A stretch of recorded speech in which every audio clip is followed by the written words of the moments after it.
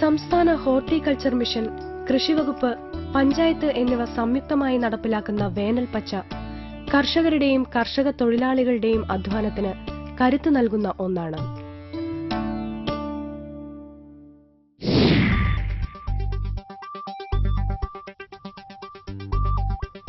പഞ്ചായത്തിന്റെ മേൽനോട്ടത്തിലാണ് ഇവിടെ school of athletics പ്രവർത്തിക്കുന്നത്. തെരഞ്ഞെടുത്ത 52 കുട്ടികൾക്കാണ് ഇവിടെ പരിശീലനം നൽകി വരുന്നത്. 2 അധ്യാപകരെയും ഇതിനായി നിയമിച്ചിട്ടുണ്ട്. കായിക പാരമ്പര്യം നഷ്ടമാകാതെ, കളിസ്ഥലങ്ങൾ നഷ്ടമാകാതെ കായിക ലോകത്തെ പ്രതിഭകളെ സൃഷ്ടിക്കുകയാണ് ഇവിടെ ഗ്രാമപഞ്ചായത്ത്. വരാനിരിക്കുന്ന കായിക മാമാങ്കങ്ങൾക്ക് ഇവർ ഒരു മുതൽക്കൂട്ടായേക്കാം. ഒരു കാര്യം വളരെ ഉറപ്പാണ്. കാരണം ഓരോ ഗ്രാമവും ഓരോ പ്രസ്ഥാനങ്ങളായി വളരുകയാണ് സ്വയം പര്യാപ്തതയുടെ കാര്യത്തിൽ. എന്താണെങ്കിലും എനിക്ക് ഉറപ്പാണ് ജൂറിക്ക് ഇതിനെക്കുറിച്ച് എന്തെങ്കിലും ഒരുപാട് ചോദിക്കാനുണ്ടാവും. നമുക്ക് കണ്ണൻ സാറിലേക്ക്. സമഗ്ര കൃഷി വികസന പരിപാടി അല്ലേ, അതാണ് നിങ്ങൾ ഇവിടെ മുന്നോട്ട് വെച്ചിട്ടുള്ളത്. പ്രത്യേകിച്ച് വേനൽക്കാലത്ത് ചെയ്യുന്നത്. ഇപ്പോൾ അത് എത്ര കാലമായിട്ട്? ഇപ്പോൾ അത് 3 വർഷമായി. 3 വർഷം. അതുകൊണ്ട് എന്തൊക്കെ മെച്ചമുണ്ടായി എന്ന് ചുരുക്കത്തിൽ ഒന്ന് പറയാമോ? ഇതുകൊണ്ട് ഒന്നാമതായി നമ്മളെ പഞ്ചായത്തിൽ ഒരു കാർഷിക സംസ്കാരത്തിന് രൂപം കൊടുക്കാൻ വേണ്ടി കഴിഞ്ഞു. പ്രത്യേകിച്ച് വലിയ ജനങ്ങളെ ഈ വൃത്തിയിലേക്ക് വരുത്താൻ വേണ്ടി കഴിഞ്ഞു. 4000 വീടുകളിലേക്ക് നമ്മൾ കിറ്റ് നൽകി. 4000 വീടുകൾ, പഞ്ചായത്തിലാകെ 9000 വീടുകളാണുള്ളത്. 4000 വീടുകൾക്ക് കിറ്റ് നൽകിയിട്ടുണ്ട്. ഈ പച്ചക്കറി വിത്തിൽ അതിൽ അവരൊക്കെ തന്നെ ഇത് ഉപയോഗിക്കാൻ വേണ്ടി തയ്യാറായി എന്നുള്ളതാണ് പ്രധാനപ്പെട്ടിട്ടുള്ള കാര്യം. ഇത് കഴിഞ്ഞ ഒരു 2-3 വർഷക്കാലം കൊണ്ടുപോയി ഞങ്ങൾ ഉണ്ടാക്കിയെടുത്തിട്ടുള്ളതാണ്. അതുപോലെ തന്നെ 130 വനിതാ ഗ്രൂപ്പുകൾ കുടുംബശ്രീ അയൽക്കൂട്ടങ്ങളുടെ സഹായത്തോട് കൂടിയിട്ട് ഈ ഗ്രൂപ്പ് ഫാമിംഗ് നടത്താൻ വേണ്ടി തയ്യാറായി. അവരുടെ മാർക്കറ്റിംഗ് പഞ്ചായത്ത് നടത്തുന്നു. മാർക്കറ്റിംഗ് എന്ന് പറയുമ്പോൾ പഞ്ചായത്തിൻ്റെ ഉള്ളിൽ തന്നെയാണോ ഡിമാൻഡ്, അതോ പുറത്ത് കൊണ്ടുപോയി കൊടുക്കാനുള്ള സംവിധാനം? പഞ്ചായത്തിൻ്റെ ഉള്ളിൽ തന്നെ. അപ്പോൾ അവിടെ തന്നെ കഴിയുന്നുണ്ടല്ലോ. പുറത്ത് ഇപ്പോൾ മലബാർ മഹോത്സവം പോലെ കോഴിക്കോട് സിറ്റിയിൽ ഉണ്ടാകുന്ന പരിപാടിയിലും അവിടുത്തെ കാർഷിക ഗ്രൂപ്പുകൾ പങ്കെടുക്കുന്നു. 6000 സ്ത്രീകളെ നമ്മൾക്ക് ഈ പച്ചക്കറി കൃഷി വേനൽപ്പച്ച പദ്ധതിയുടെ ഭാഗമായിക്കൊണ്ട് തന്നെ ഈ മേഖലയിൽ അണിനിരത്താൻ വേണ്ടി കഴിഞ്ഞു എന്നുള്ളതാണ് നമ്മളിതിൽ കാണുന്ന പ്രധാന സ്ത്രീകൾ. പുഴ സംരക്ഷണത്തിന് എന്തെങ്കിലും പരിപാടി ആസൂത്രണം ചെയ്തിട്ടുണ്ടോ? പുഴ സംരക്ഷണവുമായി ബന്ധപ്പെട്ടുകൊണ്ട് നമ്മൾ വലിയ പ്രത്യേകതയാണ് ഇപ്പോൾ കണ്ടുകൊണ്ടുണ്ടായിട്ടുള്ളത്. നേരത്തെ ഞാൻ പറഞ്ഞിട്ടുള്ള കമ്മ്യൂണിറ്റി റിസർവ് എന്ന് പറയുമ്പോൾ സാധാരണഗതിയിൽ ഈ റിസർവുകൾ വനം സംരക്ഷിക്കുന്നത് ഗവൺമെൻറ് ആയിരിക്കും. ഇത് ജനകീയമായി വനവും ജൈവസമ്പത്തും സംരക്ഷിക്കുന്ന വൈൽഡ് ലൈഫ് ആക്ടിൻ്റെ ഭാഗമായിക്കൊണ്ടുള്ള ഒരു കമ്മിറ്റി അവിടെ നിലവിൽ വന്നു, വനംവകുപ്പിൻ്റെ നേതൃത്വത്തിൽ. അതിന് പഞ്ചായത്ത് വലിയ താല്പര്യം കൊടുത്തിട്ടുണ്ട്. ആ കമ്മിറ്റിയുടെ ഭാഗമായും പഞ്ചായത്ത് നേരിട്ടും പുഴ കെട്ടി സംരക്ഷിക്കുന്നു. അതുപോലെ തന്നെ കണ്ടൽ കാടുകൾ അതിൻ്റെ പ്ലാന്റേഷൻ നടത്തുന്നു. 1,00,000 മരം നടാനുള്ള ഒരു പദ്ധതി പഞ്ചായത്ത് ഈ സാമ്പത്തിക വർഷം ഏറ്റെടുത്തിട്ടുണ്ട്. അതിൽ 18,000 വൃക്ഷത്തൈകൾ ഇപ്പോൾ തൊഴിലുറപ്പ് പദ്ധതിയുടെ ഭാഗമായി വെച്ച് കഴിഞ്ഞു. 3 വർഷം മുമ്പ് നിങ്ങൾ തുടങ്ങിയപ്പോഴും അന്നത്തെ സ്ഥിതിയും ഇപ്പോഴത്തെ സ്ഥിതി എന്തുമാത്രം വ്യത്യാസം വന്നിട്ടുണ്ട്? ഇപ്പം നിങ്ങൾ പറഞ്ഞ് 4000 കിറ്റ് കൊടുക്കുന്നു എന്നുള്ള, ഓരോ വർഷം എന്തുമാത്രം ഇൻക്രീസ് ഉണ്ടാവുന്നുണ്ടെന്നുള്ളതാ? നെൽകൃഷിയുടെ കാര്യത്തിൽ നമ്മുടെ പഞ്ചായത്തിൽ ഒരു 30 ഏക്കറിൽ മാത്രമേ നെൽകൃഷി ഒതുങ്ങി നിന്നിരുന്നത്. ഈ കഴിഞ്ഞ സാമ്പത്തിക വർഷം 62 ഏക്കറായിട്ട് അത് വ്യാപിപ്പിക്കാൻ വേണ്ടി കഴിഞ്ഞു. ഇപ്പം നമ്മൾ 100 ഏക്കർ ലക്ഷ്യം വെച്ചുകൊണ്ടുള്ള പ്രവർത്തനം, അതിനുള്ള വിത്തും വളവും ഒക്കെ തന്നെ ഏകദേശം ഇപ്പം കഴിഞ്ഞിട്ടുണ്ട്. അതുപോലെ പച്ചക്കറി കൃഷി നേരത്തെ തീരെ ഇല്ലായിരുന്നു പറഞ്ഞാൽ നാമമാത്രമായിട്ടുള്ള കൃഷി ഉണ്ടായിരുന്നു.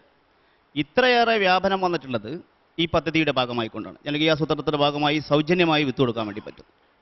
130 ഗ്രൂപ്പുകൾ അത് ചെയ്യാന്ന് പറഞ്ഞാൽ ശരിക്കും നമ്മളെപ്പോലും അതിശയപ്പെടുത്തിയിട്ടുള്ള രീതിയിലാണ് കഴിഞ്ഞ വർഷമൊക്കെ തന്നെ അത് വന്നിട്ടുള്ളത്.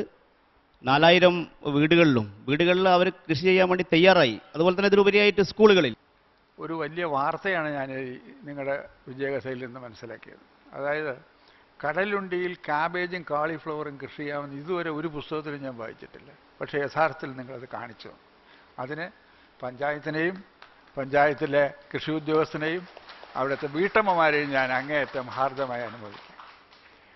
എനിക്ക് മറ്റൊരു കാര്യം പറയാനുള്ളത്, ഈ കണ്ടൽ കാടുകൾ വളർത്തുന്നതിൽ നിങ്ങൾ കാണിക്കുന്ന ശ്രദ്ധ അത് വളരെ വളരെ അഭിലഷണീയമായ ഒരു കർമ്മമാണ്.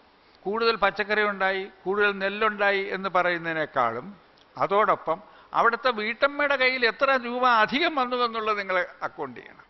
ഞാൻ കുറച്ച് ഒരു ബിസിനസ് പെർസ്പെക്റ്റീവിൽ നിന്ന് ചോദിക്കാം. ആദ്യമായിട്ട് നിങ്ങൾ ഈ അഗ്രികൾച്ചർ ഇനിഷ്യേറ്റീവ് ക്രിയേറ്റ് ചെയ്യുന്നത് നിങ്ങളുടെ ഫുഡ് സെക്യൂരിറ്റി, പഞ്ചായത്തിന്റെ ഫുഡ് സെക്യൂരിറ്റിന് വേണ്ടിയാണ് അല്ലേ? ഞാൻ കണ്ടതിൽ നിങ്ങൾ പഞ്ചായത്തിൽ തന്നെയാണ് you are selling what ever, നിങ്ങൾ ഉണ്ടാക്കുന്നതെല്ലാം നിങ്ങൾ പഞ്ചായത്തിലാണ് സെൽ ചെയ്യുന്നത്.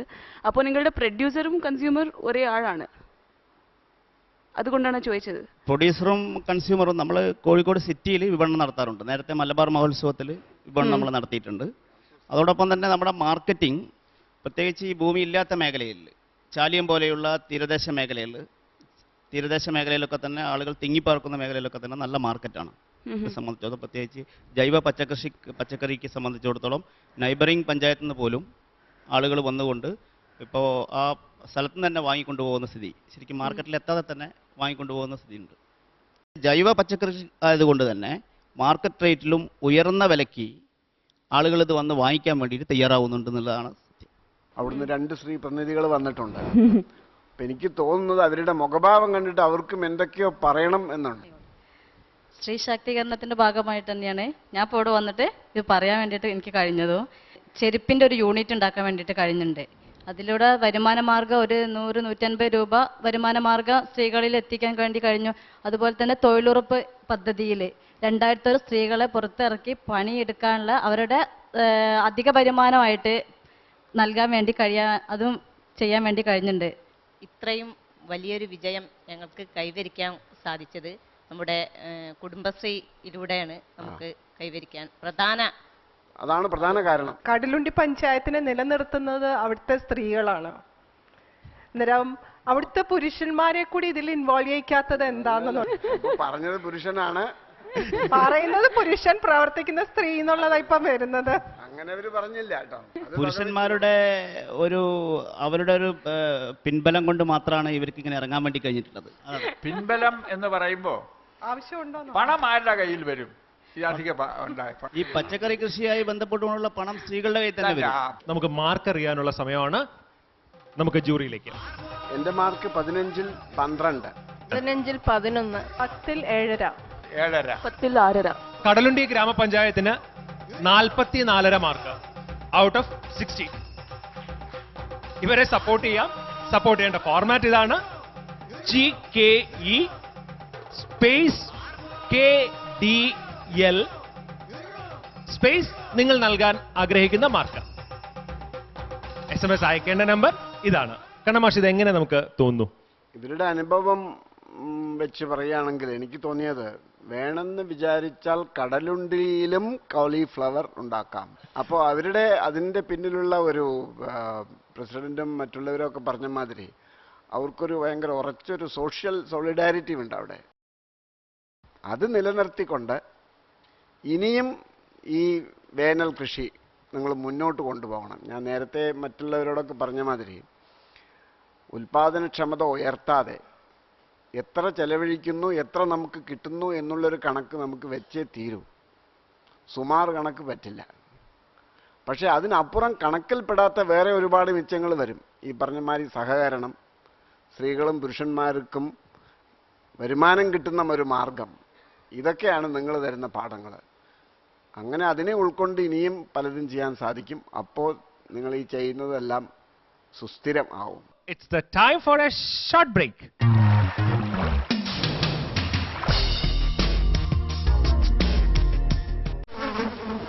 വേണ്ട നമുക്കിനി രോഗങ്ങൾ വ്യാധികൾ, വേണ്ടേ നമുക്കി കൊതുകിന്റെ താണ്ഡവം.